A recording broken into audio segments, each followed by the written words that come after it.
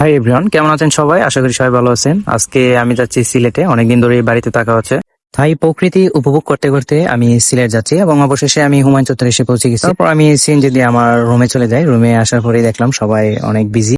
রুমে যখন প্রবেশ করলাম তখন তারা সবাই এমন একটা ভাব নিল যে তারা আমাকে চিনেই না। সবাই পড়াশোনা নিয়ে ব্যস্ত, একজন তো শুয়ে রয়েছে আর একজন তো মোবাইল চালাই যাচ্ছে। হঠাৎ এই ভাইটা এখানে, বুঝলাম না কাহিনী।